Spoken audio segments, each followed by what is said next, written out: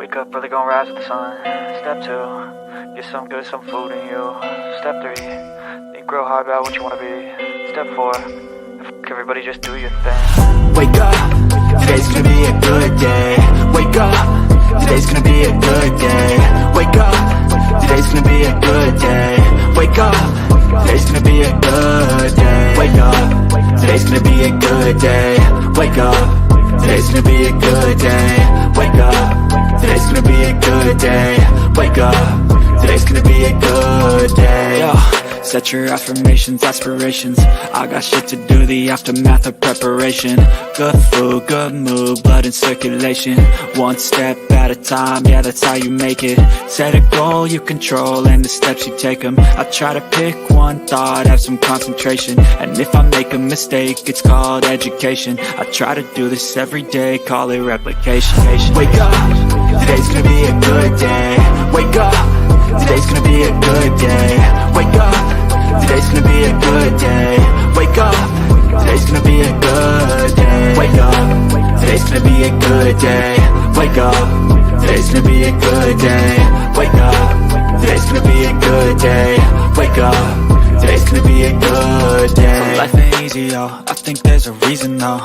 Ups and downs, just like every different season, yo. Sometimes I'm high, other times I'm barely breathing, though. I always gotta fight and hide from the demons, yo. Negative thoughts are poison, they rot. Head full of flies, so here come the clouds.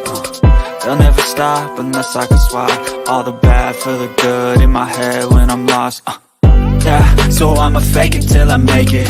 Positive thoughts are overtaken, I got patience. One day at a time is how you operate a cadence. A flow, you grow, you show yourself a foundation. Stay away from all the shit that causes temptation. I know that I like to do it cause it's sensation. I live my life in my head like a narration. Don't expect greatness, do my best, man, I'll take it. Wake up, today's gonna be a good day. Wake up, today's gonna be a good day. Wake up, today's gonna be a good day. Wake up, today's gonna be a good day. Wake up, today's gonna be a good day.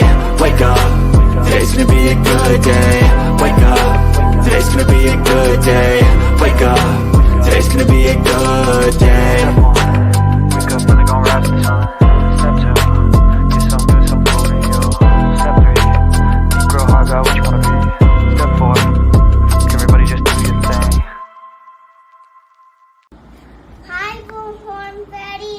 Thank you for my shirt. Welcome to the Bullhorn Betty Kids Club. I'm Jennifer Santinello, and this is Layla. She's my firstborn child.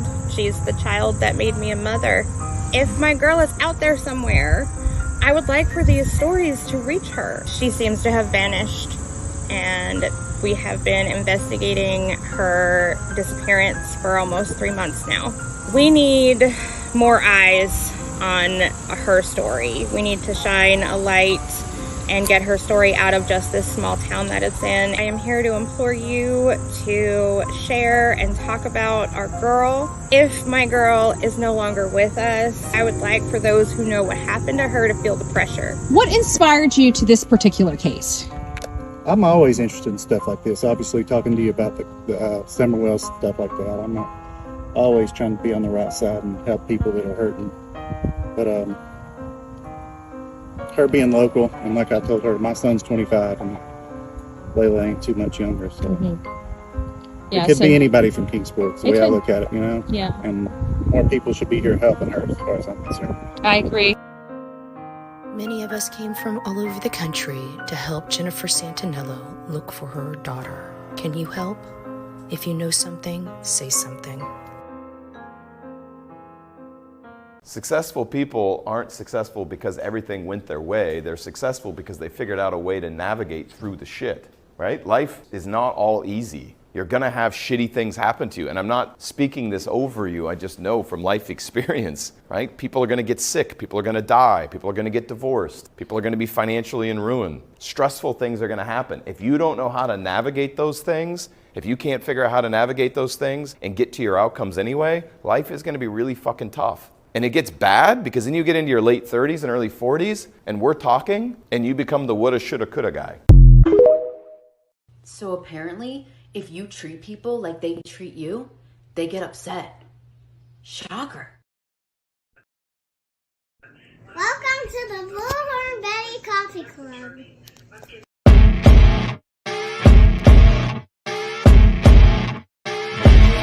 As you wake up in the morning, you want to find the latest, greatest information about criminal cases and have an intuitive conversation about the suspects associated with these cases. Head over to the Bullhorn Betty channel on YouTube.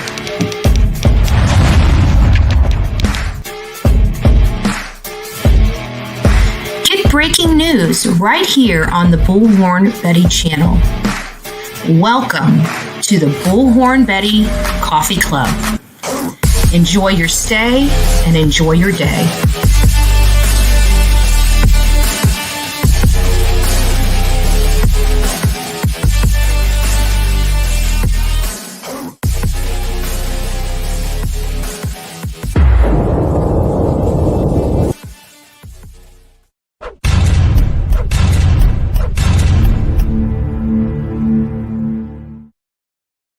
Good morning, my people of YouTube. I would scream, but I can't because I'm in the room and it's early in the morning and people are probably still sleeping. Hi, I'm alive. I'm alive. I got to tell you, I went out to the piers of Beaufort. I went to the place where, actually, let me show you. I even brought some stuff home from that bar. And for my stalkers out there, trust me, I only had sweet tea with lemon and some garlic butter. I don't even know what garlic. Oh, it's pepper. It's cracked peppercorn, cracked peppercorn wings. Their wings are to die for. What was it called? Luther's. I can tell you exactly what it was, but it was the place that Paul went. Trust this computer. Yes. All these weird things. Luther's Rare and Well Done.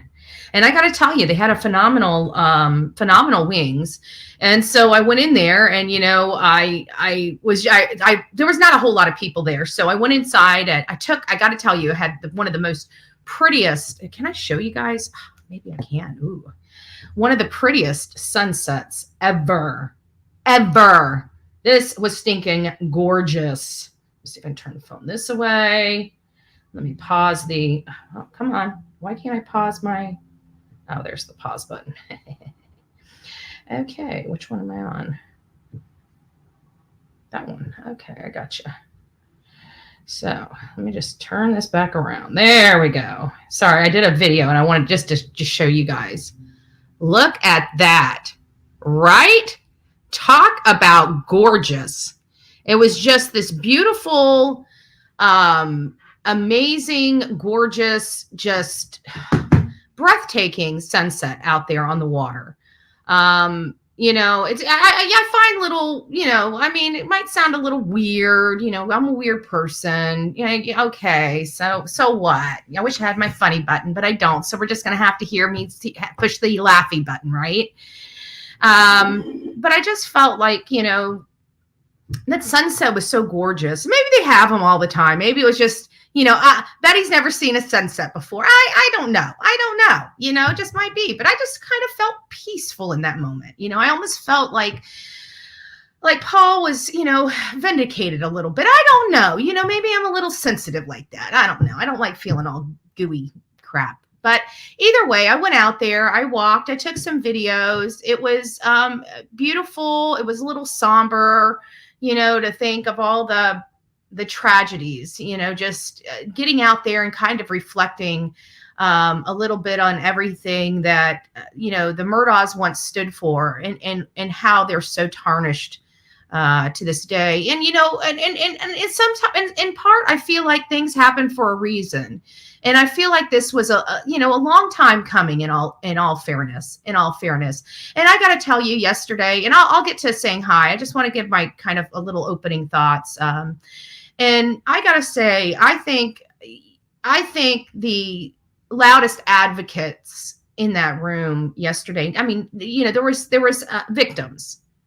but for me personally, I feel like the loudest advocates in that room for all the victims really was two main people. And of course, there's other people. I don't want to take away from the incredible the incredible people that all were a part of this. But I think it really was Eric Bland and Creighton Waters.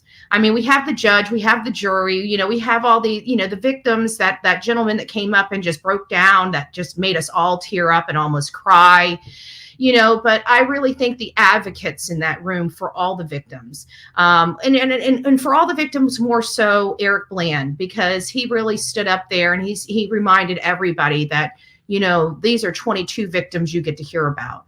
But at the end of the day, there was 101. And that's why I asked him that question when he was out front and they were doing kind of like the press conference. They all kind of came up and had their little, their spiel and stuff like that about how they felt, and just giving people the opportunity to ask questions, whether they could answer them or not. It was just, but I got to tell you, Creighton Waters, I think, is a lot of people's heroes today. He really took a hold of this and he brought it home. He thought this through. He balanced the trial versus the tax expense. I mean, he did everything, in my opinion, the way I think it should be done. Do I agree that Alex should have only gotten 22? I think he should have been charged with the full 101. But again, we saw how lengthy this sentencing was just on the 22. So it literally would have lasted days. So I think they did the right thing. He's in jail for a long time, and he's going to stay there. So for the foreseeable future, no matter what happens to his wife and son's case, he's going to be put away where he should be. I think everybody finally got a little taste of this white collar crime. I think we all got to see this white collar crime, everybody just thought I was just doing a white collar crime, right? And, we think of these white collar crime as victimless crimes. Well, I have to tell you, those people seemed awfully real to me. Their pain and their struggle seemed awfully real to me. That seemed very impactful to this one person. I don't know how you all felt, but it sure seems like white collar crime do hurt real individuals. So I think we need to remove that illusion that it's just a white collar crime and no person gets injured, because clearly they do. Good morning, MJ. It's nice to see you. D, good morning. Mama Llama is in the house. Boy, Mom, ×2. Good morning, Love Bug. Mama Lost Rhonda, good morning. We love you. Michelle Lynn, good morning. Good morning. You guys are just chatting away. Good morning, Gigi for life. Leaf lover Liz, it's nice to see you. We got a big potty mouth here, but there's only one true and only Miss Potty Mouth, and she is up in this house this morning, right? Good morning, Love Bug. Kim, it's nice to see you. It's me, Jen. Big hugs and kisses to you. Big hugs and kisses to you. Pebbles, likewise. Mwah, mwah, mwah. Sweet misery. Ooh, you know what? I don't know, but I've been told because a birdie came on my shoulder and told me so. I think there's a birthday coming up this weekend. I think somebody's like a human birthday, not a BHB birthday. I think somebody's wanting me to clean out my pipes on Saturday. We'll see. We'll see. It's nice to see you, sweet misery. Mama Shell Bell, good morning, love. It's nice to see you. Maddie Down. Maddie Dawn. I think I call you Maddie Down like every time. I'm a work in progress. What can I say? Good morning. It's only been a year, but I'm finally getting it. I'll just call you Maddie. I think I'm better off that way. I'm just better off that way. Nice to see you. Nice to see you, Candace. Good morning. No, thank you. Aw, thank you, love. That is so sweet. Thank you. Jason, it's nice. Don't pick on Dylan. She's a victim in this trial. Yes. People always say that I pick on people. We're going to get into this. We're getting into this. Like, I don't pick on people, and I feel bad for her. I talk about people. I guess I do pick on a few people, right? Just a few people. But they got to be murderers and baby killers and stuff like that, right? I mean, that's really the only way you kind of get my attention, to pick on. Who we got? Positive vibes. Every time I see your name in my chat, I have to be honest with you. Like this, it's almost like, we got positive vibes. Even when I get a little hot under the collar and I see you pop up in the chat, it's like, right? It's just chill. I love seeing your name. Love seeing your name. Did I say hi to Huntress? I just saw Huntress. I don't remember if I said hi to you. I think I passed you. Just tell me I said hi to Huntress. Tell me I'm having like an Alzheimer's moment at this moment, please. If I didn't say hi to you, I'm so sorry. Like I'm tearing up over here and I got makeup on, so stop. I am so sorry. Did I miss you? Did I literally just gloss over you? I am so sorry. Donna, it's nice to see you. Shannon, it's nice to see you. Good morning. Who else we got? Steffers. Hi. Our OG coffee bean, right? She's the original, right? She's the one that coined the coffee beans. She used to come in here. Good morning, coffee beans. Just say sweet. There it is. Now we got a whole little tagline. Rock it out with your coffee beans out, right? Like Steffers is like she's like part of Bullhorn Betty history here. We talk about a lot of history, with Alec Murdaugh and all this other stuff. But what about BHB history, right? Steffers made BHB history. Is somebody writing a book? I mean, is somebody keeping track of all this stuff? We need to make sure we have to have a BHB historical society somewhere, right? We need to be encapsulating these things, archiving them, right? They'll be useful one day. I feel it. Good morning, Truth. It's nice to see you. God bless you this morning. Angie, it's nice to see you. Be beautiful. It's nice to see you as well. Angie, good morning. Who else? Did I miss anybody? Did I say hi to you? I see James in the house. Aw, thank you. That's sweet. We love positive thoughts. Doesn't have to be about me, but we just love positive thoughts. I got to say, one of the things I love about this chat more than anything in this world, it's first my mod, then my people. Because my mods go through a massive amount of abuse and they've just got to come first, okay? I want to love them. I want to hug them. I want to kiss them, right? And then I want to move to my subscribers and I want to love you and I want to hug you and I want to kiss you. So nice to see you. Angela, nice to see you. Barbara, good morning. Crystal Lynn, good morning.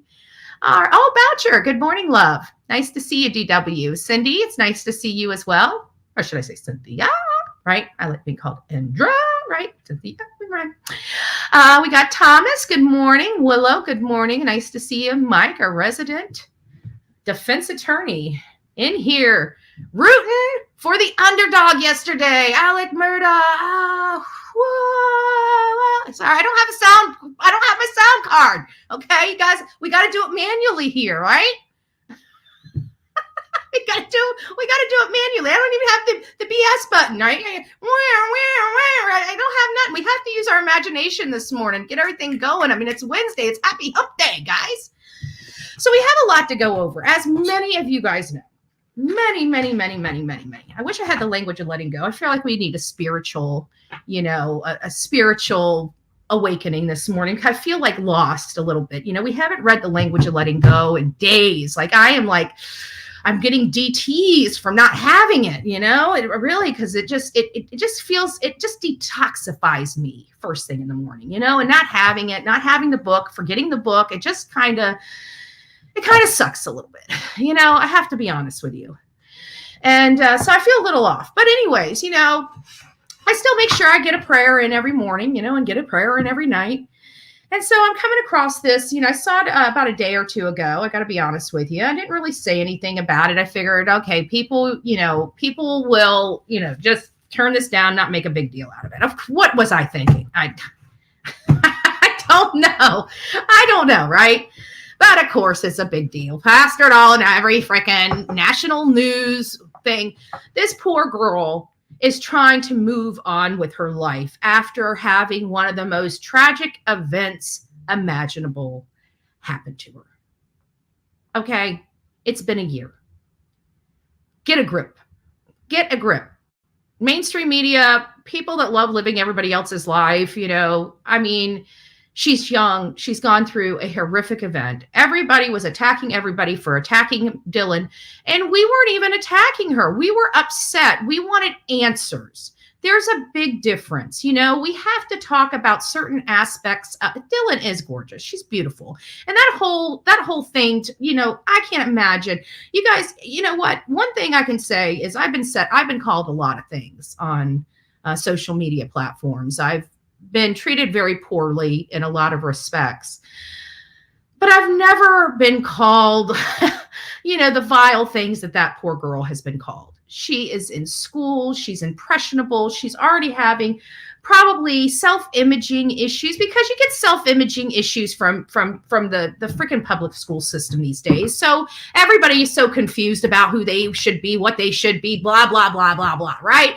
So you're coming out of it. You're your own person. You're going to university. You're trying to shake off those, goofy younger years, and you're trying to find out who you are as a person, go to college, be educated, and start having your semblance of freedom. Your opportunity to start making some mistakes in life, right? Your opportunity to hit some hard knocks and learn some valuable lessons. I mean, that's really what we send our children off for, an education.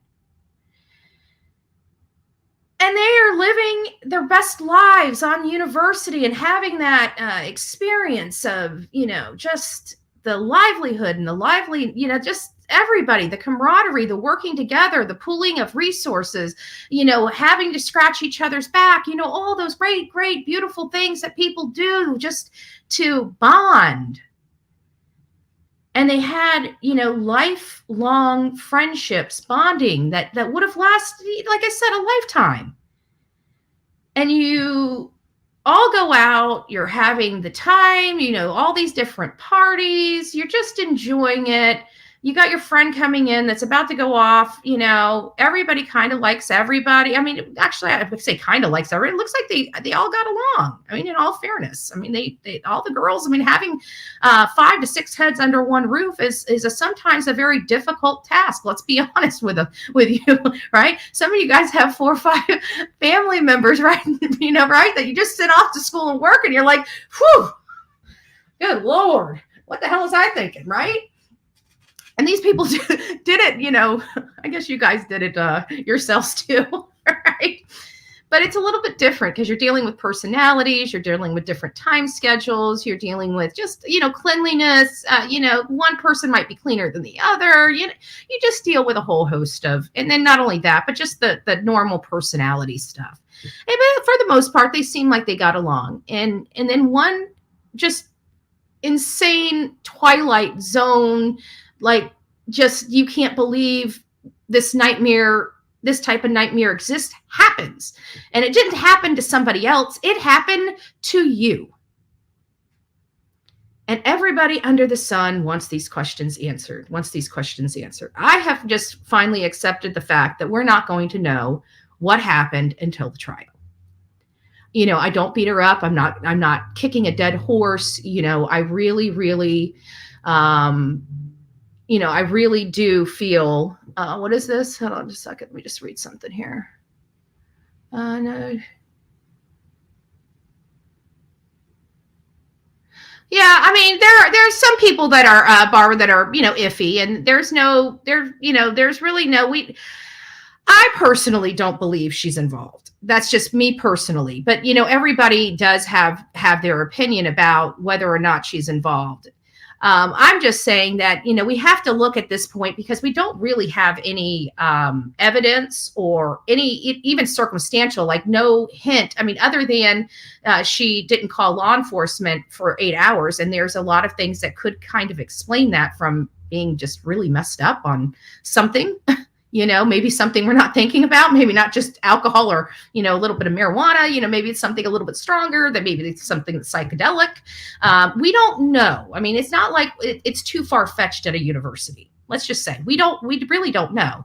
So there could be, and I'm not trying to get you off the fence by any stretch of the imagination, Barbara. I mean, I know you've been around here long enough that you've heard all the evidence. You've probably analyzed it, and this is just how you're analyzing it. So I'm not trying to, get you off that at all. But what I'm just saying is that I haven't seen anything that leads down that direction. I really haven't. And if I would just assume that at this point, that if we were to see something, it would have been out by now. But in all fairness, they do have a lot of stuff that's kept from the public. And I do believe that we will, eventually find out. And I do believe that we're going to find out that there are some things that are just going to be jaw droppers in this, like that we didn't know, we were unaware of. I mean, I really don't know. But Dylan Mortensen, I have to be honest with you. I think it's time for her. She's a young girl. She needs to move on. She needs to get her life back together. She needs to be a normal person again. I have to imagine that her therapist is saying, look, you're not a victim, you're a victim, but you don't have to be. You need to pull yourself up by your bootstraps. You need not to allow this to take your power away. You've got to get some of your power back. Start living your life again. We have to think that there is a possibility that, she's seeing somebody, and the person she's seeing saying, hey, maybe this might be good for you to go and have a normal night. Go have fun. Let your hair hang down. You deserve it.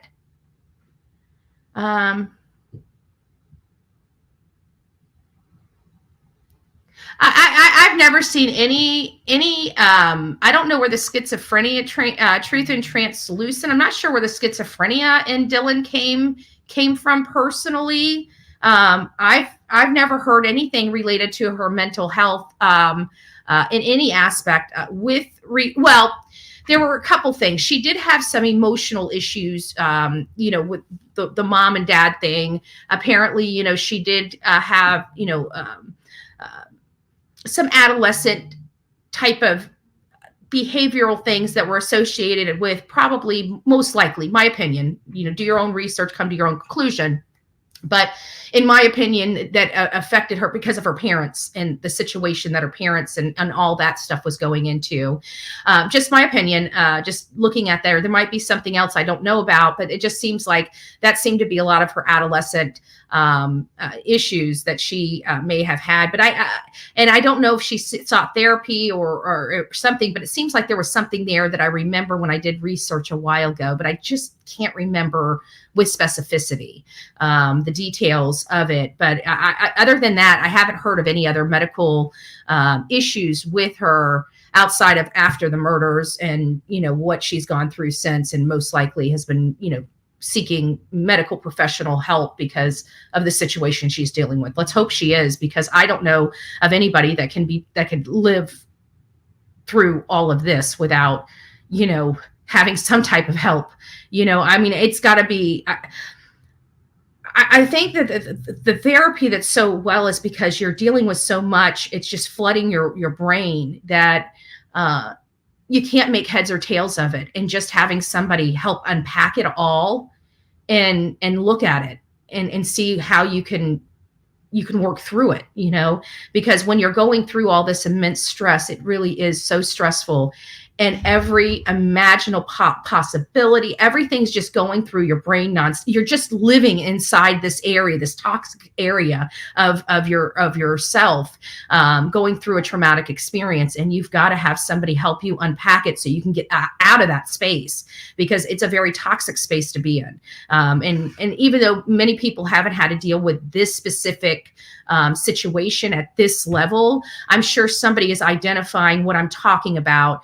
Maybe not to this extent, but something maybe a little bit less extensive in their life, and knows what I'm talking about when you just get kind of locked in your head, and it's just this perpetuated cycle of just toxicity, of just feeding yourself all this crap. and you can't stop it. When you go to sleep, it just starts running, and it's like you just can't turn it off. So there are those things that happen. So I do hope she was seeking medical professional help. But as far as those other types of really deep-seated mental diagnoses like schizophrenia, honestly, I haven't heard that. But and I don't think that anything that talks about that would be true or accurate, because nobody has your medical information in reality. Like, you can't call a doctor and ask. There's no way to verify it. And those are the types of things that just seem like, it's very easy to spread, to make that up, because there's no real good way to confirm or deny the information. You see what I'm saying? So it's not that it isn't true, and it's not that it is true. It's that we're never going to know. We can't confirm or deny it. There's no way to. There's no path forward down this, because nobody's going to tell us or confirm it from her family, because if they haven't already, they're not going to in the future. And I can tell you, I've never heard her family say that. But there's been some space, and in all fairness, that I have not looked into this case with specificity. Like when we were going down with Layla, I'm sure there's a chunk of information when we were searching for Layla that I never even seen or heard related to the case that might make her, change some factor in my mind for it. But because of another job, I lost the information because I wasn't paying attention, and I didn't see it. I didn't read it, and I don't know about it. I don't even know it exists. There's things like that happens. Good morning, Chevron. Nice to see you. Good morning, Thesis. Wisp, nice to see you. The toxicity of diagnosing someone when you are not a professional. And that could very well be. I'm sure there was a pun intended somewhere, but that's okay. That's okay. Jen, I was around. Oh yeah, be beautiful. I think that's be kind, isn't it? I think so. Everybody changes their name in here. I get why we have to. I mean, people just let us alone, right?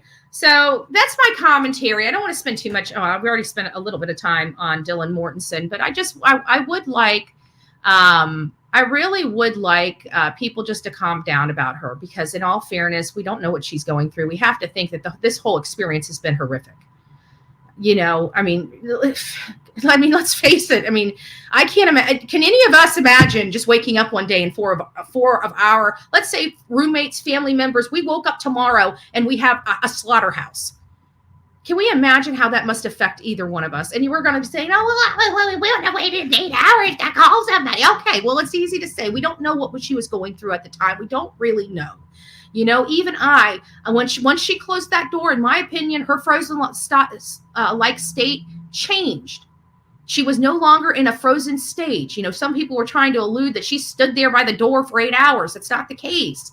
When she moved, she was no longer frozen. So there, I even identify that.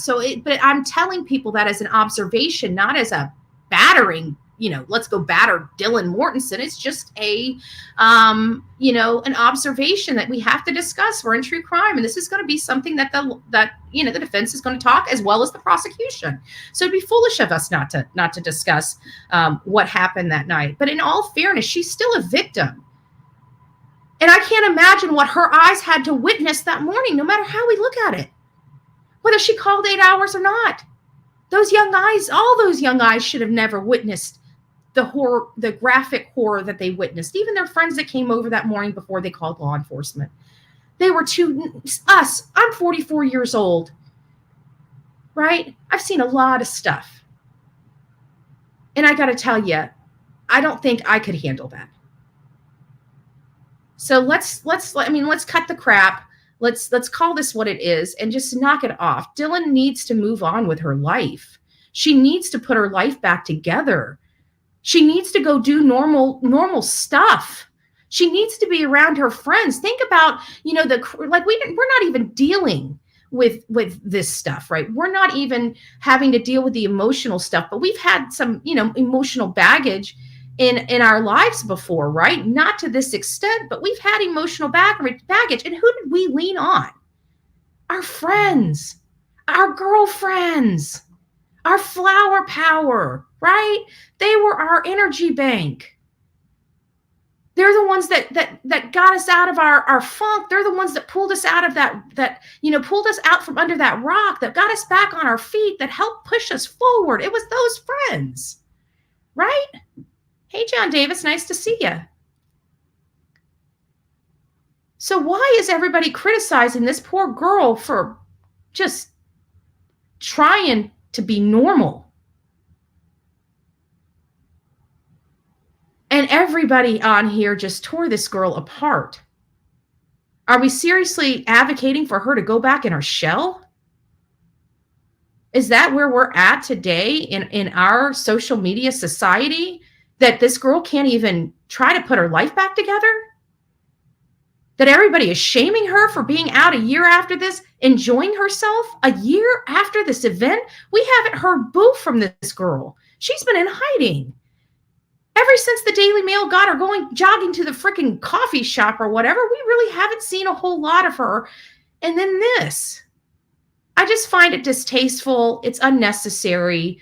Let this woman, and I'm going to say it, she's a woman. She's a young woman. Let her move on.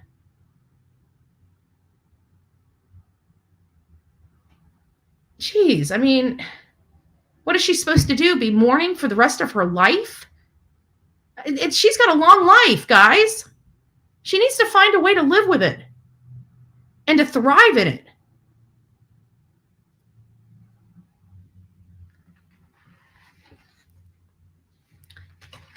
Guys, people are allowed to have their opinions in the chat, unless they're being just rude. And, we're allowed to have opinions. We've got to learn that not everybody agrees. There might be valid points, whether we agree with those valid points or not. If it's not being rude or nasty, if somebody's not just being an a-hole, they let them speak. I don't know if that's the case.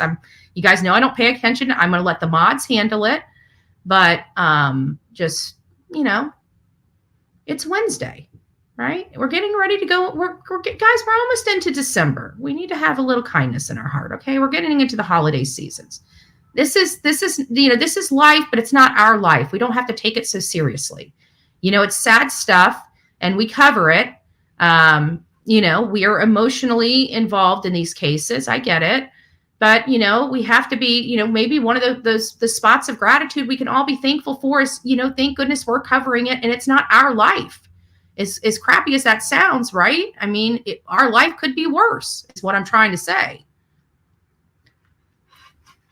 I don't think it's bullying. I think if you're, healthy debate. Calm down, everyone.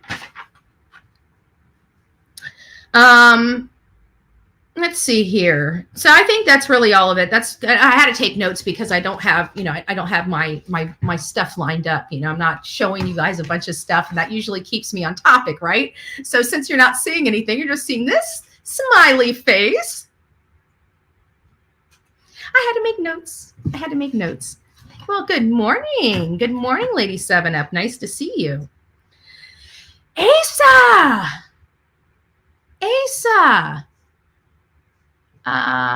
Well, truth, let it go. I mean, if we're going to keep, I just made my point be known. So let everybody, and that includes you, just let it go. Move on. Let's talk about, there's no keep going back and forth. Once I put my foot down in the chat and say everybody has a right, you continuing to say, please saying I'm disrespectful for defending Dylan. I appreciate your advocacy for Dylan. And so far, the things that I have seen haven't really bode with, being totally disrespectful. So I don't think, I haven't seen anything, so I'm just, you haven't been a dick as far as I'm concerned. And that so far, that's the only rule we have up in this chat. So everybody just relax. We're fine. Let's just, everybody just, right?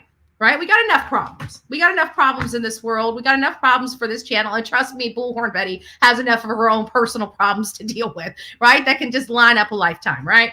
So Asa, I'm hearing that there are, and you know what? I kind of felt this way. That, with this whole $1 million Peacock deal, that this was, you know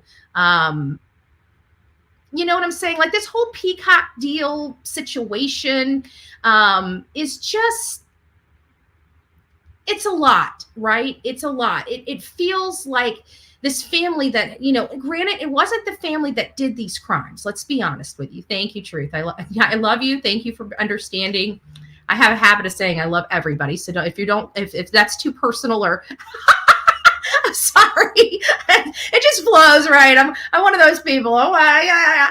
If you meet me, I'm a hugger too. Like I love hugs. I love hugs. Don't ask me why, but when you meet me, like you don't get to go bye-bye without giving me a hug.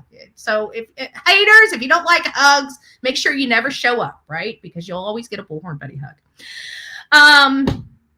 But even though it's not the family that did the crime, it was Rex. I truly believe that. Like there are some things that are kind of red flaggy.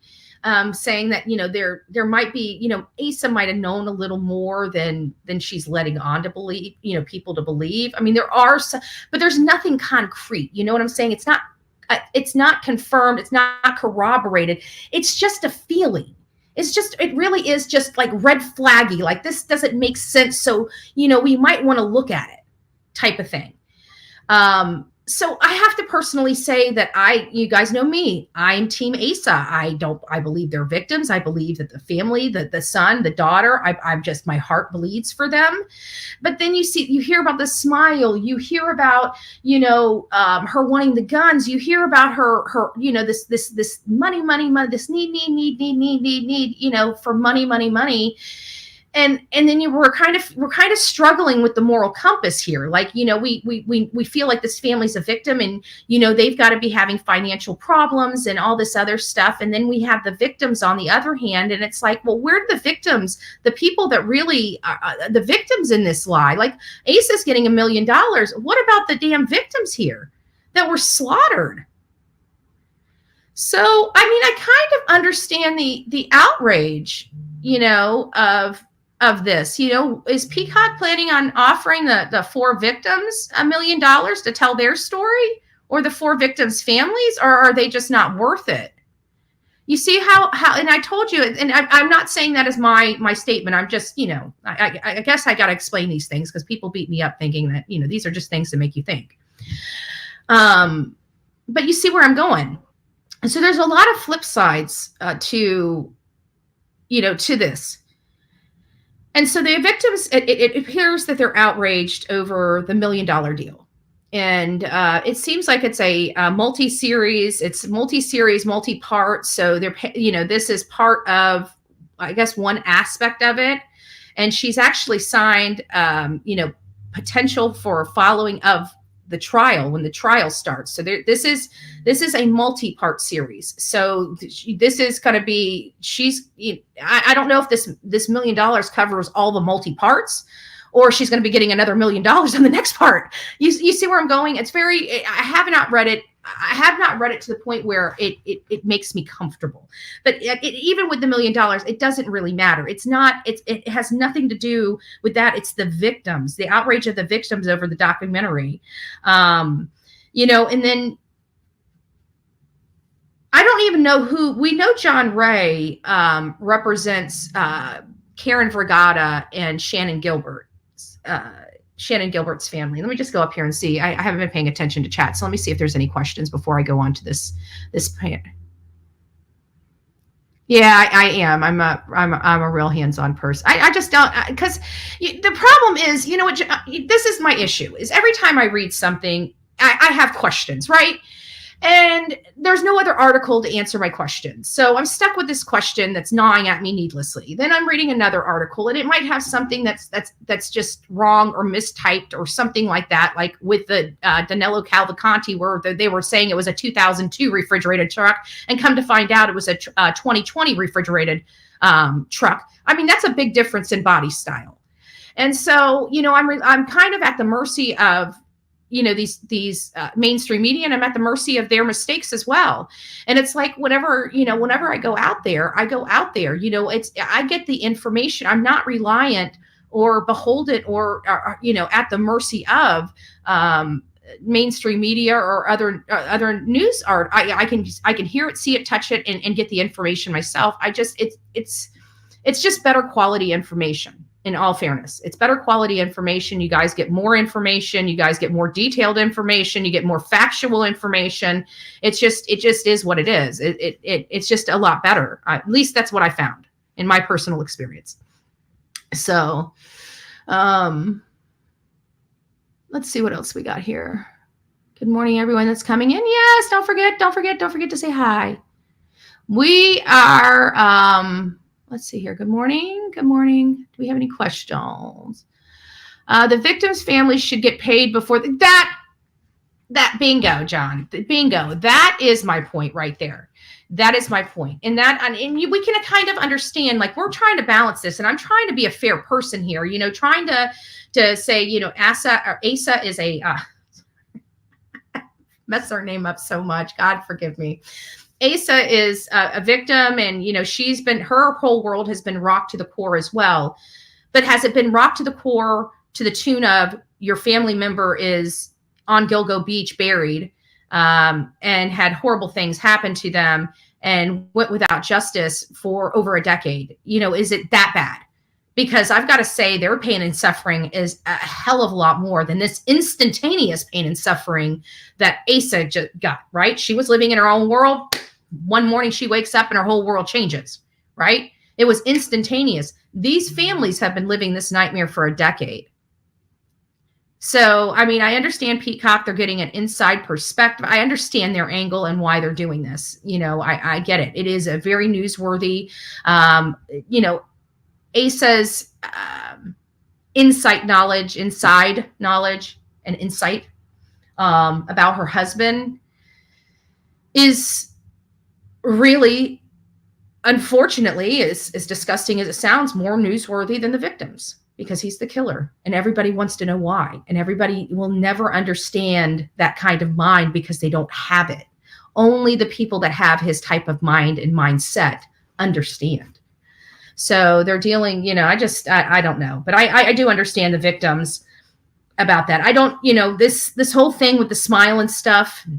I don't believe Karen Vergata was killed by Rex Heuermann. I don't believe it. She was dismembered. I think that was a totally different person. I'm not going to keep going down that road, but I don't think she was killed by Rex Heuermann. And in Shannon Gilbert, unless she ran slack, and literally she was running away from Mike Pack, and she ran into this ogre, literally. And I mean that literally. Unless she physically ran into that man, she never saw him that night, and there is no way he could possibly be responsible. So John Ray's two clients, I do not believe could possibly be any victims of Rex Heuermann. But I still think he has a wealth of knowledge.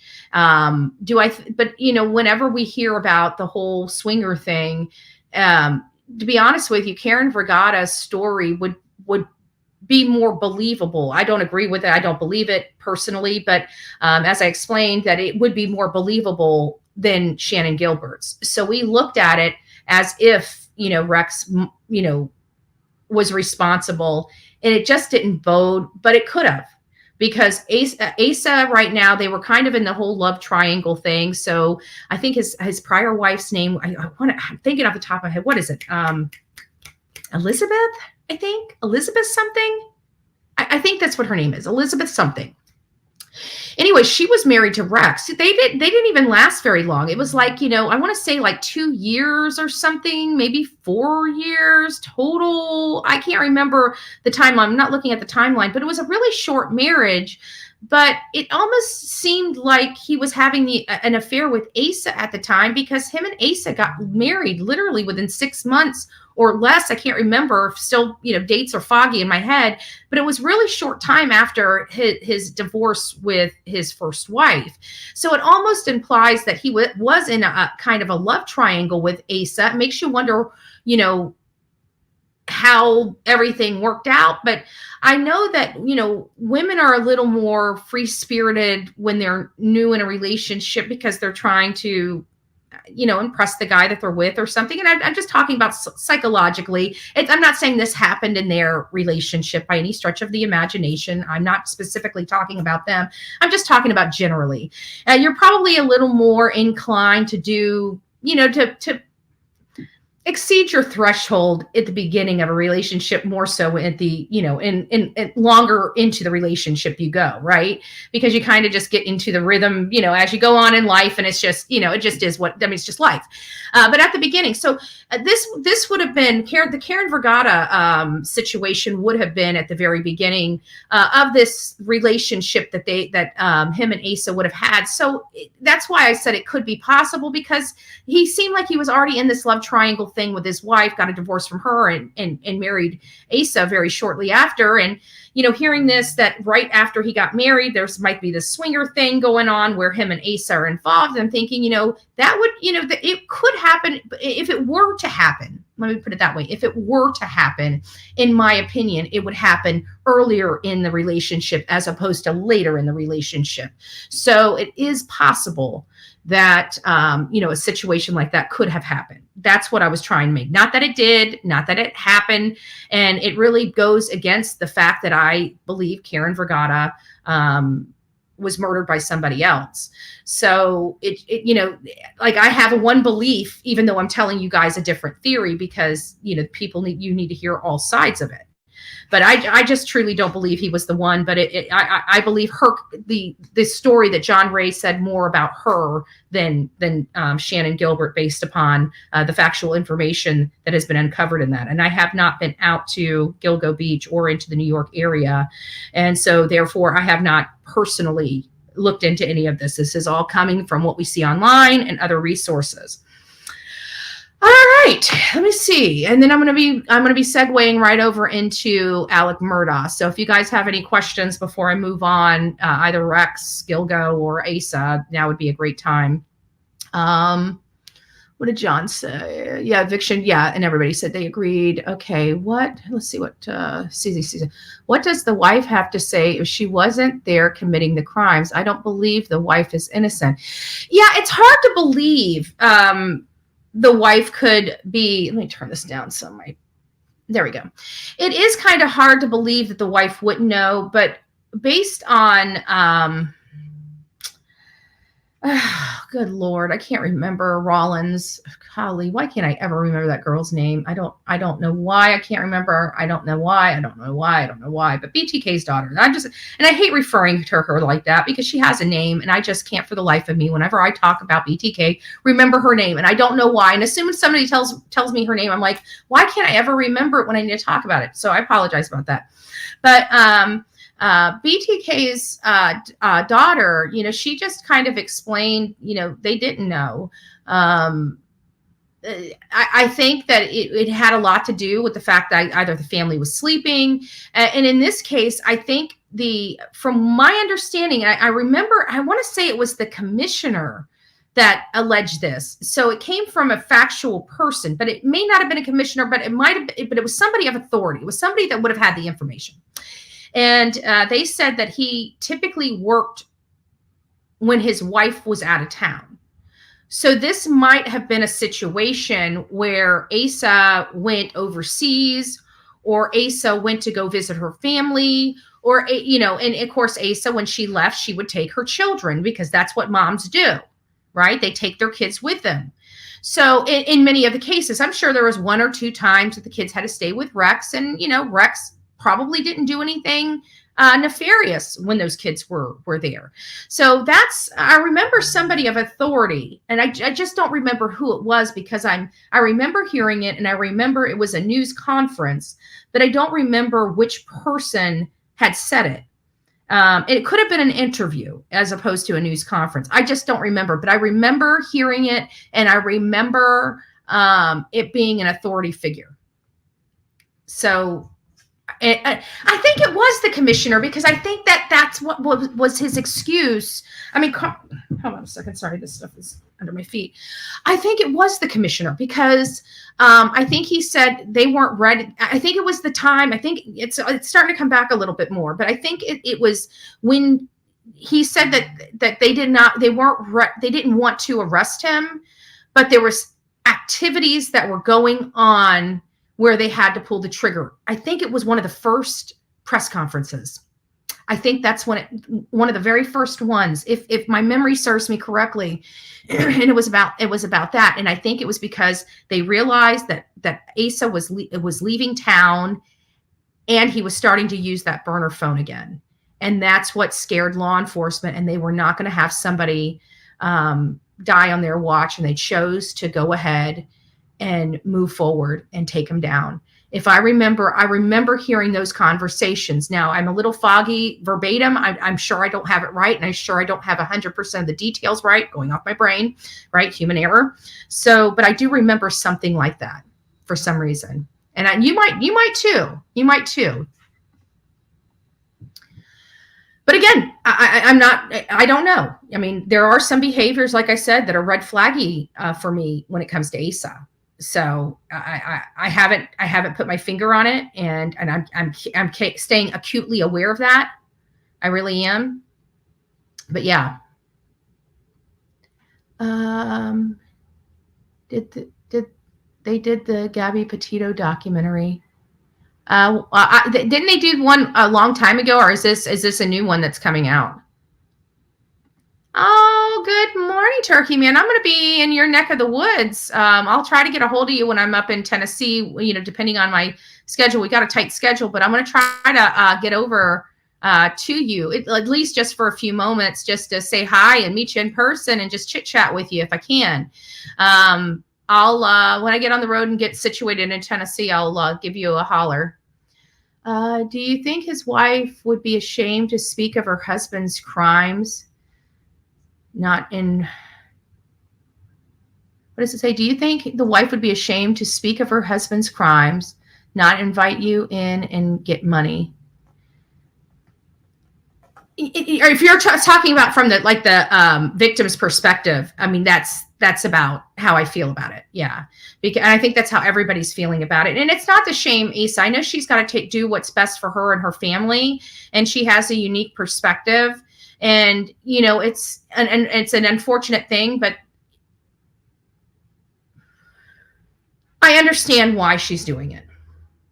Okay. And I'm not going to beat the lady up. I understand why she's doing it, but it's just, to me, and she has to know that by her doing it, she's going to have some blowback. You'd have to expect that. I mean, to be honest with you, it's not like these documentary crews, when they ask you, it usually point blank, do you have a problem with people saying bad things about you? It's like, just line them up. Right. So she has to be somewhat aware. Oh, who's that? Oh, thank you, Joy. Hopefully I didn't pass you yet, but thank you for the one gifted Bullhorn Buddy membership. God bless you. Whoever received that. Do not forget to tell Joy, thank you. God bless you. God bless you. So I get it. And I just think that for me personally, Peacock is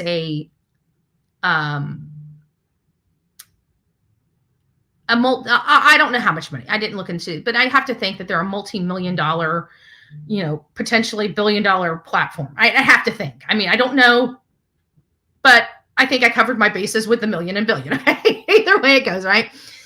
So what I'm saying is they have some net worth, and I just found it in poor taste. We always talk about image and stuff like that, and I just think it's in poor taste, even for the documentary crew. To give her $1 million. I mean, even if they didn't give the families anything else, at least, a sponsorship to an organization, giving them some type of financial compensation for their little segment of the story, maybe not to the tune of $1 million, maybe I'm sure $20,000, $30,000, $40,000 would suit them. But even at $100,000, which I think would be for a documentary, you don't get paid for documentaries. This $1 million is crazy to me. But I digress. But the victims, I mean, just to show Peacock in a better light, I think that they should have put the victims, or tried. Maybe they did try. But even if they said, we're not doing this, we don't want anything to do with that, that's their business to do. And if they chose to turn that down, then that's their choice. However, if they were never given the opportunity, and this lady's getting $1 million while their family members were brutalized, buried, found, crapped on by the prior law enforcement body, because they were trying to cover their own corruption, pee-peed all over. And then finally, we get somebody that actually brought this case home And here we are. And she's now getting $1 million after these victims have just been poo-pooed and pee-peed on. You know what I'm saying? I don't like it. At the end of the day, I don't care what walk these ladies had. They are human beings, and they had families that loved them. They had children that missed them. And that's just unacceptable to me. They were easy targets. They were easy prey. And it's sad. Joy, I'm still in Buford. I'm kind of taking it a little easy this morning. I've got a couple places to go because I haven't even looked at how long it's going to take me to get where I need to go today. Hold on a second.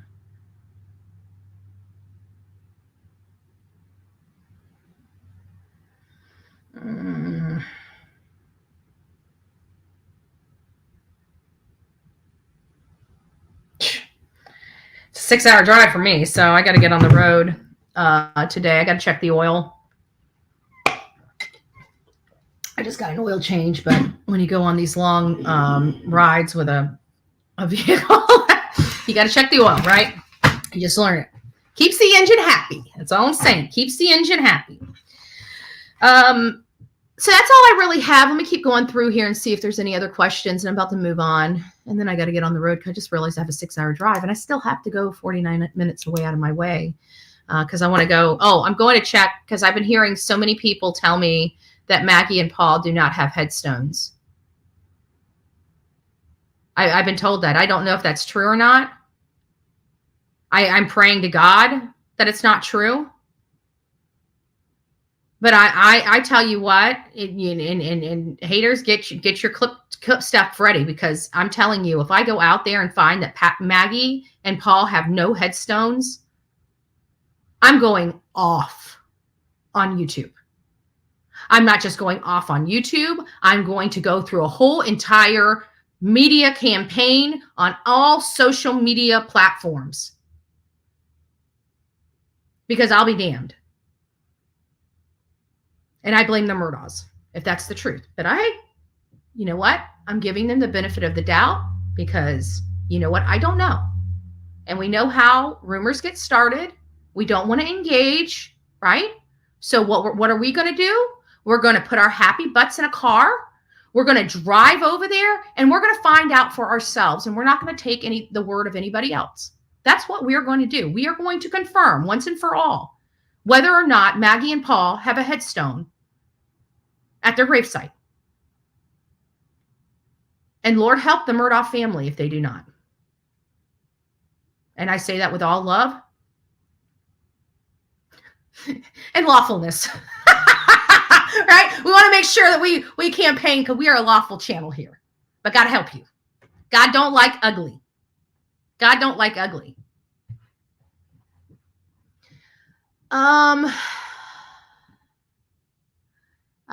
Be beautiful. I didn't leave the BHB show. I've been stuck in a really, you don't need to be telling, you know what? You don't need to be telling people anything. We know, it doesn't really matter whether people know where you are or what you're doing or anything like that. You've always been a beautiful soul here on the Bullhorn Betty channel, and we support everybody here. And you don't have to ever tell anybody your personal business in the chat because they're wanting to know your personal business. So,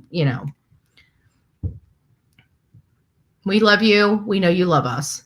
So the wife is going to the show, going to show the huge steel vault in their basement he kept victims in and claims she didn't know about him being a serial killer. I know. It's like I said, there's a lot of Susie Sue.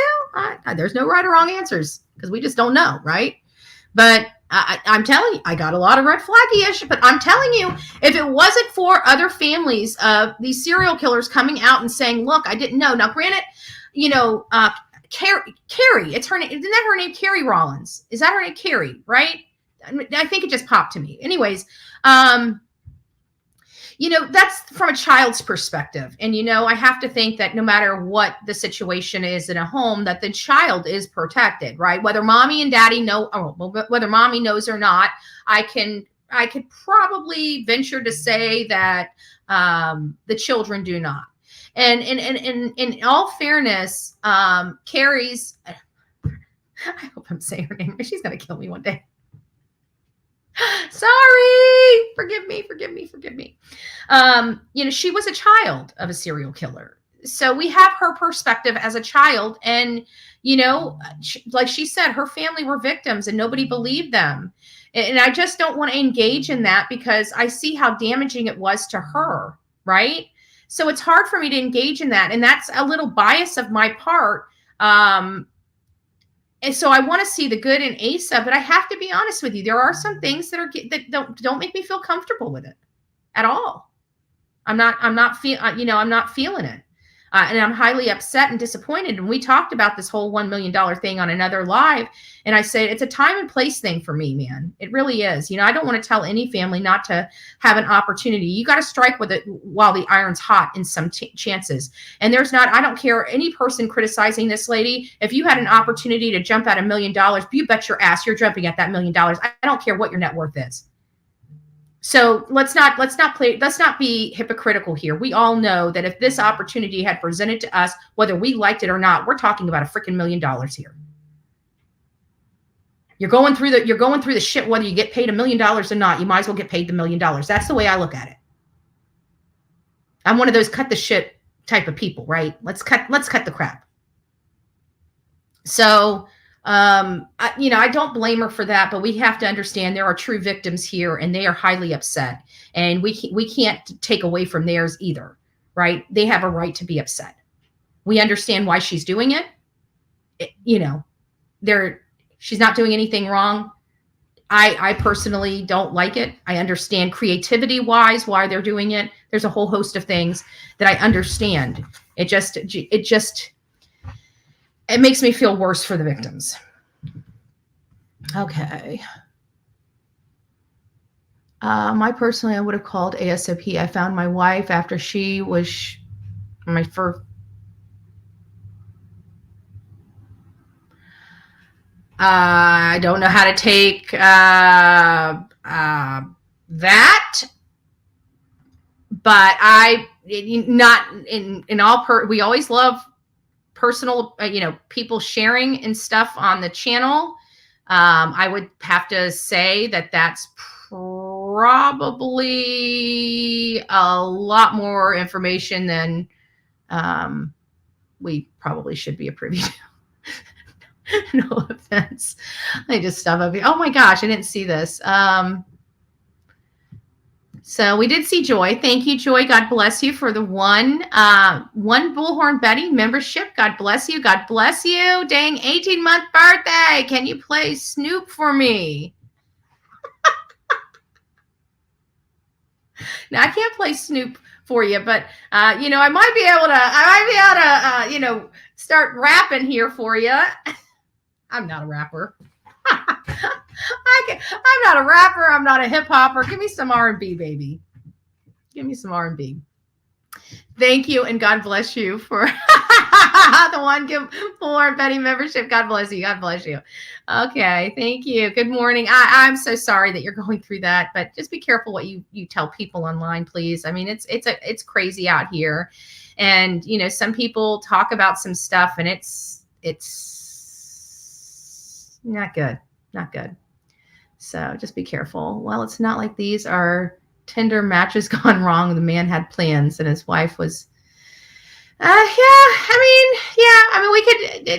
I'm interested, I don't think she had anything to do. She doesn't look like the lively, I'm going to hold down a purse and help my husband. Like, I'm sorry. I look at Asa and I just see I don't want to be I don't want to be disrespectful. Please don't say I'm being mean or disrespectful. This is just an observation I'm having. And I'm sorry. I'm just brutally honest sometimes. And I'm sorry. She doesn't seem like she takes really a lot of pride in her personal appearance. she just seems really kind of lazy. And it could be because she's, everybody's saying she's a cancer patient. She's been, going through that. That may very well be. I'm not dogging her. I don't want people thinking that my observations are to be mean to somebody. They are not to be mean. It is just, I'm sorry. I have a problem lying about it. Okay. I'm not going to sugarcoat stuff, but she doesn't look like she's the woman that just gets up and pops up in the morning and says, hey, good morning, guys. Let's get the day started. Right? She's not a Bullhorn Betty. I need to stop. But and in all fairness, she just and with that being said, what I'm implying is I don't see her being, even if she fooled around early on in the relationship, this late in the relationship, 2 kids later, trust me, that lady, think about it. You guys know better than I do, right? Yeah, like 2 kids later, 20 years, you're like, really? Did he come home tonight? No, I don't know. Did he sleep? I don't know. Let's get the kids up. Come on. Let's go. All right. Come on. Years later, 2 kids. Give me a break. Cut it out. She ain't trying to be doing all that. 10 years ago. She's dealing with adolescent kids. She got her whole hands are full. Believe me, her hands are full enough. She doesn't have time to be diddling and dealing with all of Rex's stuff. That's the part I don't believe, because you got to take psychology into this. You got to take behaviorism into this. You got to take the fact she had children. Where's all this stuff? When are they going to have to? We know that the moms are taking. She's home. She's the manager of that house, right? Rex is the one that goes to work and brings back the bacon.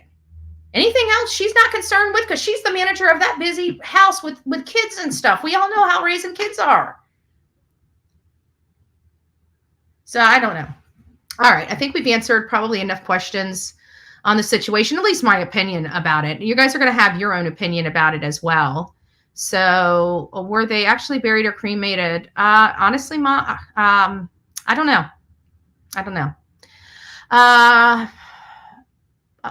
BHB and all your support everyone, regardless of your situation. We love you through and through. Keep your head high. Aw, I do. We teach women. We empower women. We empower women over here on the Bullhorn Betty channel. We do. And we show them that each and every day you get yourself up, you show up, you pull yourself from the bootstraps. You know what? You fake it until you make it, right? You fake it until you make it. If you're having a crappy day, you put a smile on your face until you're happy, right? You fake it until you make it. All right, so we're just going to cut over to my final commentary on cases. I believe that comment about the steel vault was about Rex's case. Oh, of course. I mean, she was talking about the Rex case. Susie Sue was talking about the Rex case. Yes, I miss potty mouth. Okay.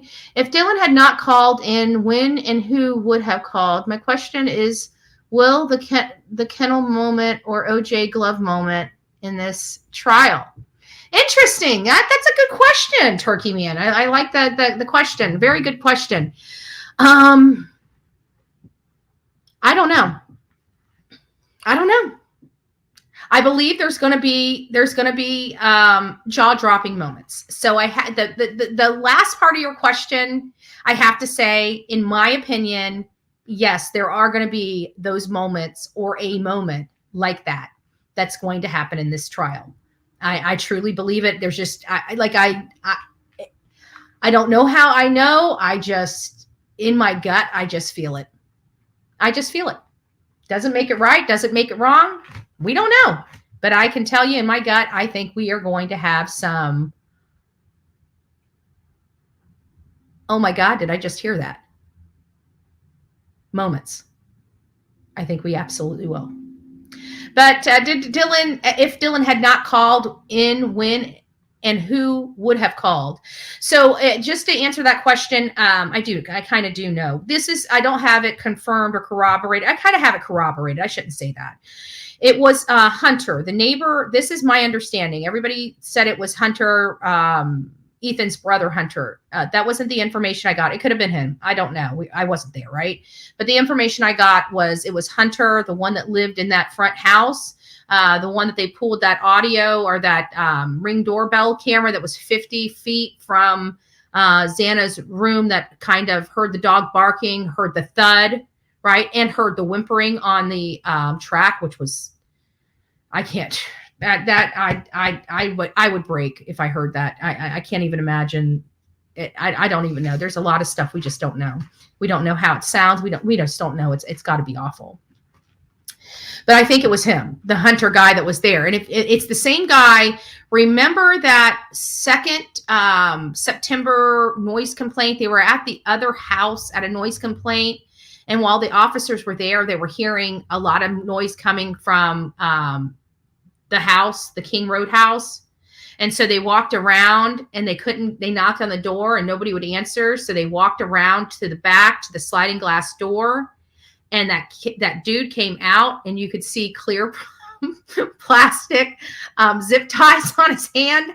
That's Hunter. Okay. That person there is Hunter. That's the one we believe made the phone call to law enforcement. And it said on the phone of one of the roommates, we heard it was Dylan's phone that made the call. It could have been Bethany's. I don't even know if we've ever gotten a confirmation of which phone it was, but it said the way that the actual reports were written was one of the surviving roommates' phones were used to make the 911 call. I think that's about as close to verbatim as I'm going to get going off memory, but something like that. So hopefully I answered your question.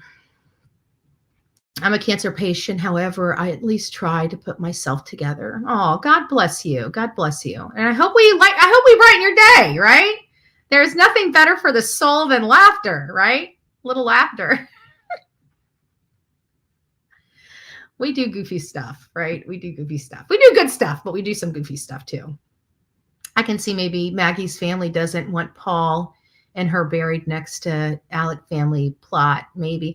But Pop-Tart, see, the thing is I don't think it's the responsibility of her mom, dad, or sister to put that there. She was a Murdaugh. That family has more money than God. They were a Murdaugh. A Murdaugh executed them. The Murdaugh family needs to find a way to put some damn headstones on those graves. I'm sorry.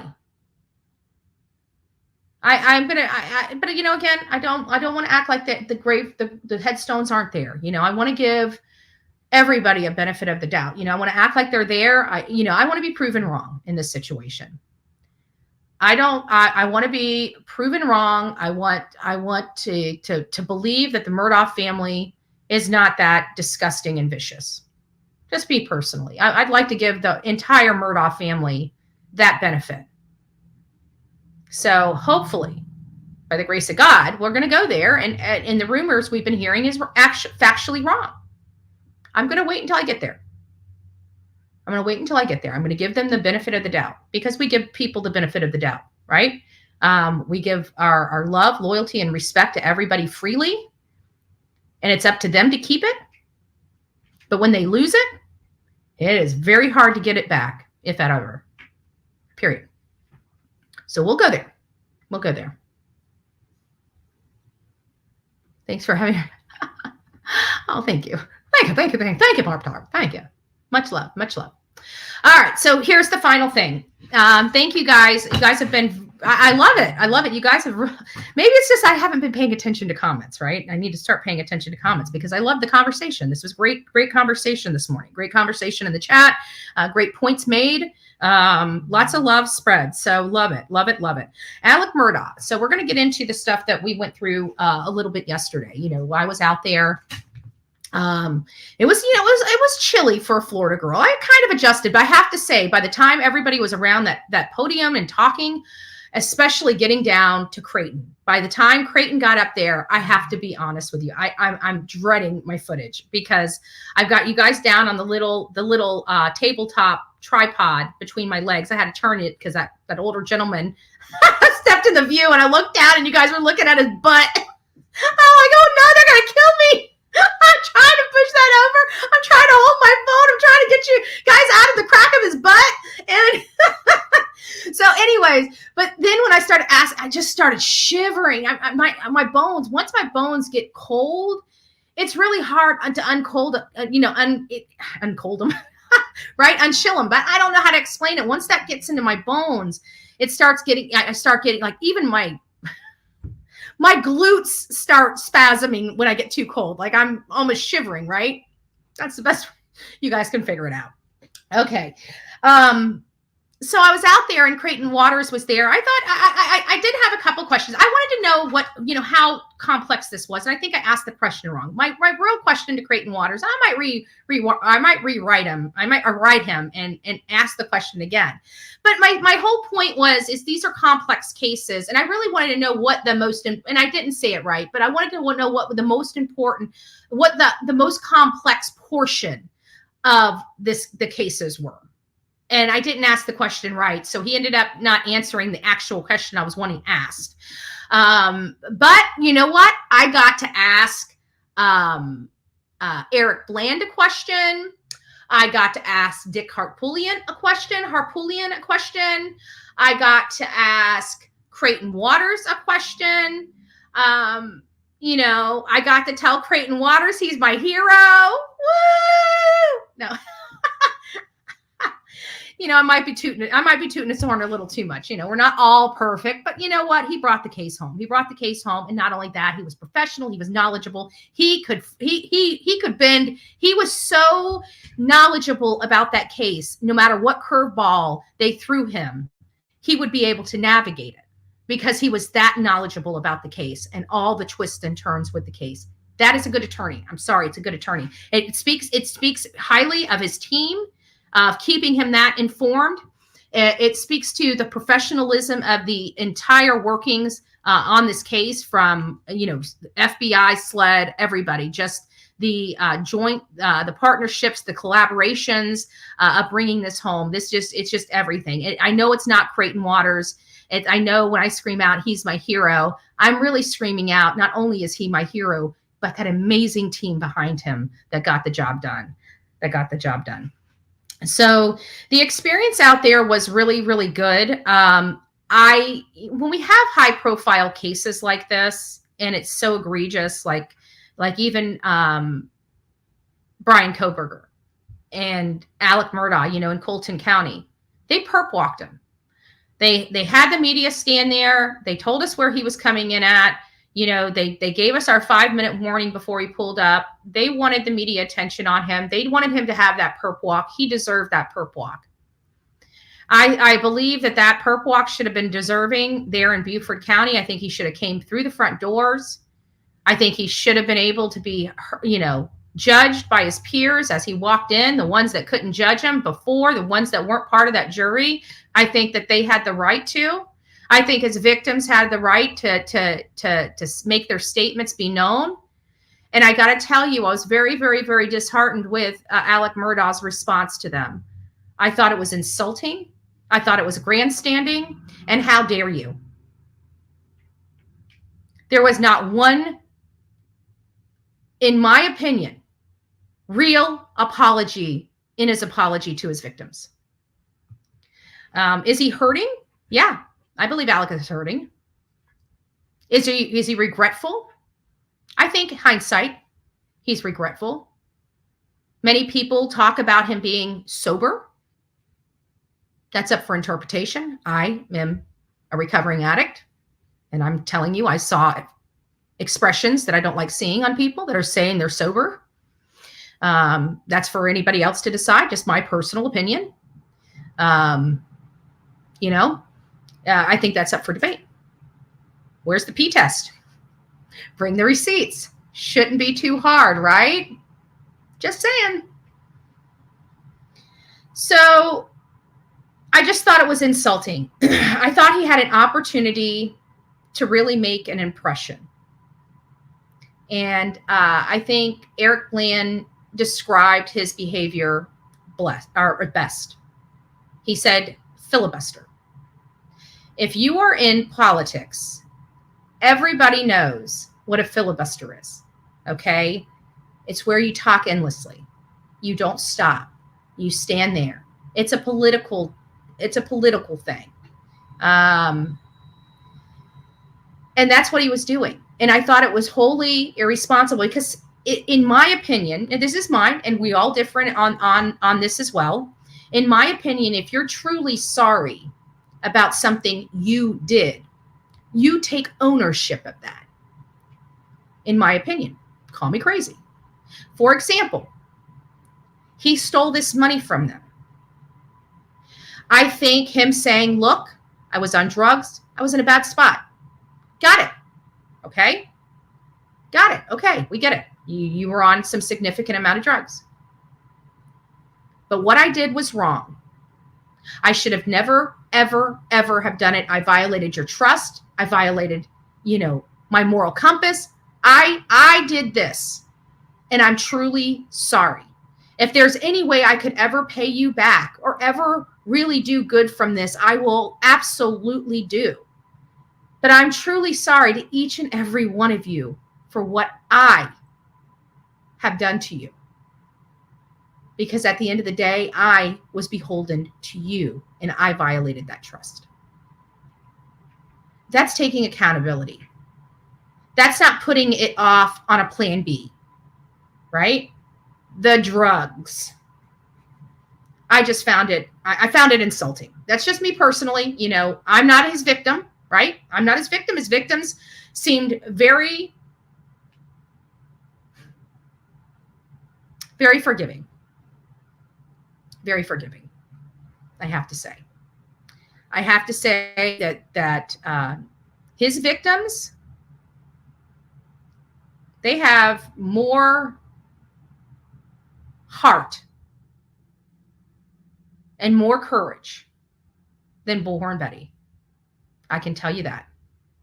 And I'm proud to say that. What they went through to go in there, hold their head up high, and forgive that despicable man. They are a hell of a lot better person than Bullhorn Betty. They're probably a hell of a lot better than many of the people in my chat. I got to tell you. God bless them. God bless them. And to think that all those beautiful people, and Alex screwed them. Those people were kind. They didn't deserve what they went through, and they didn't deserve being screwed by their attorney. And then to forgive that man, you guys are too kind. Gotta say, you guys got Bullhorn Betty's respect. That ain't no lie. You got Bullhorn Betty's respect. So we've been going down this road about Stephen Smith, right? Going down this road with Stephen Smith. Bouncing back and forth. Does it have something to do with Alec Murdaugh? Everybody's saying it's gotta have something to do with Alec Murdaugh. It's gotta. And then Bullhorn Betty's like, it's gotta have something to do with Alec Murdaugh. Okay. Then now I'm switching it all up, and I'm like, well, it doesn't look like it's got anything to do with that. I mean, whoever had him probably has some kind of connection with the Murdaughs, right? That whole song and dance, right? So we're back to there's some shaking and baking going on. There's some shaking and baking going on. So we learned about this like a week ago, that law enforcement has Stephen Smith's tablet and phone. Well, they finally unlocked it. And they're going to be going through it. And they're going to be going through it by the South Carolina officers, investigative officers are going to be going through it. It says Stephen Smith's phone and tablet has been unlocked by South Carolina officers. Does it hold the key? They believe it. This is what, and this came, I think it came from Eric Bland, or it came from Sandy Smith herself. I can't remember. I should have notated it, but I didn't, and I apologize. You'll have to go back and find that information for yourself. But either Eric Bland or Smith, they believe that it will be linked to Murdaugh's somehow. They believe that they were talking about, does this phone hold the key? It might, guys. It might. And they believe it's going to link back to the Murdaughs somehow. Was he indeed going away with the prominent family? And was that prominent family the Murdaughs? We may learn the answer to that question, guys, really, really soon. Really soon. SLED will be able to talk to the investigative officers and confirm whether Alec Murdaugh was at the accident scene. Sandy Smith insists she saw Alec Murdaugh at that crime scene that morning. We definitely know Randolph reached out to her and offered to take her case pro bono. Why are the Murdaughs so heavily involved in this accident in 2015? She swears she never called the Murdaughs for help. They called her and offered it. And it wasn't Alec that called and offered it. It was Randolph. Again, the fixer.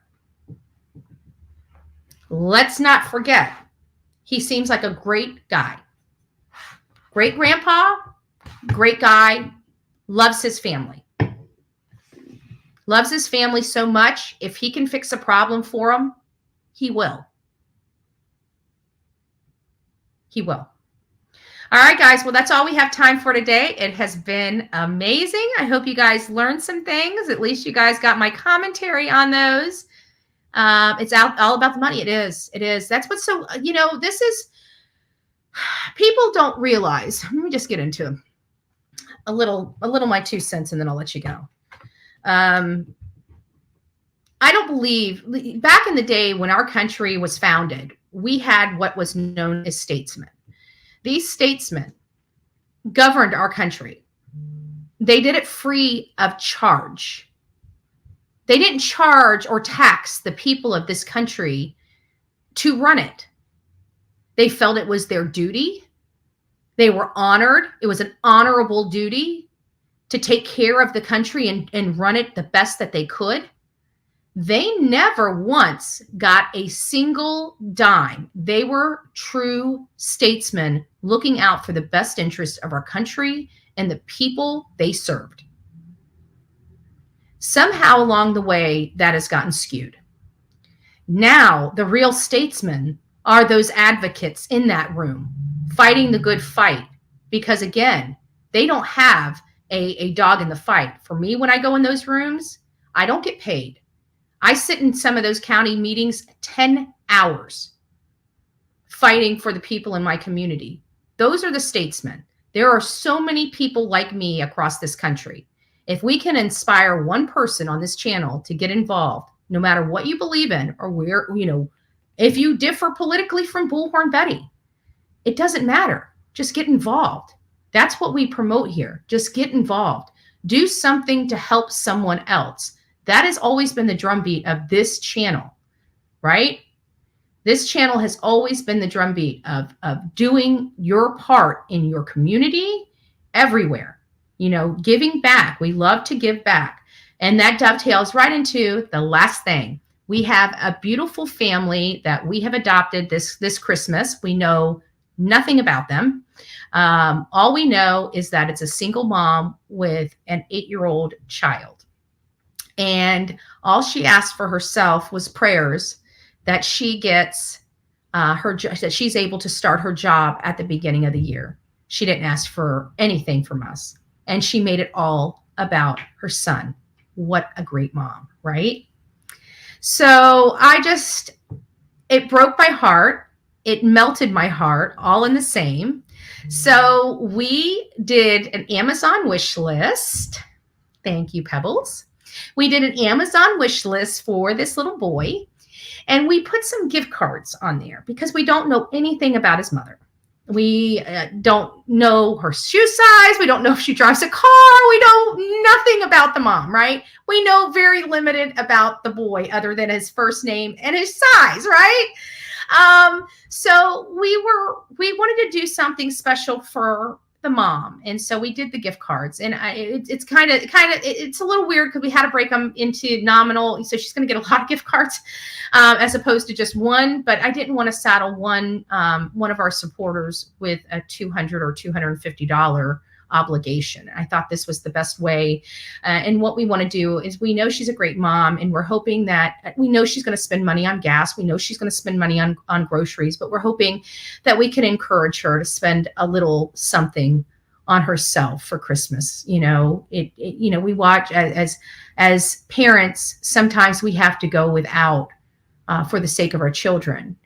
And I'm sorry, but we're the Bullhorn Betty channel, and we say there's enough to go around. So if you guys would like to participate in making this family's Christmas amazing, right? It already is going to be amazing. I'm just, my heart is just, I don't know. It's just elated. It's literally overflowing with joy and just love for you guys. You guys are just an amazing group.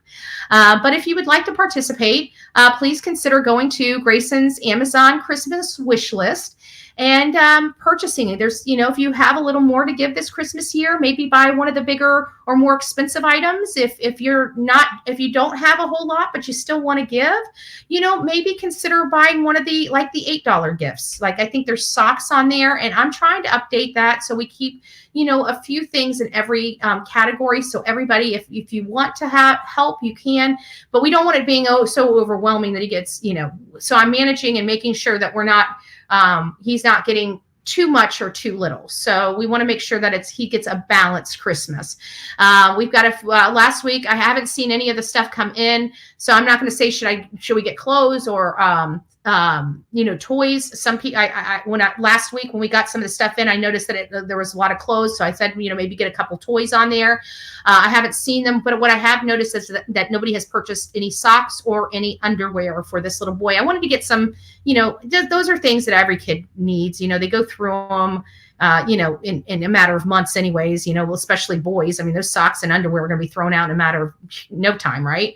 So, if we can just get something like that, we've got a lot of everything. So just thank you. You guys don't understand. I'm sure you guys have made this little boy's Christmas one to remember. And I don't know, I'm touched. So thank you. Thank you guys. God bless. Have a great day. Don't forget to be fearless. If you see something, say something. An ounce of prevention is worth a pound of cure. And until next time, please be safe and kind to one another, especially in the comment box below. You don't know what kind of day somebody's had, and you can make or break that person. So please be kind with your words. God bless.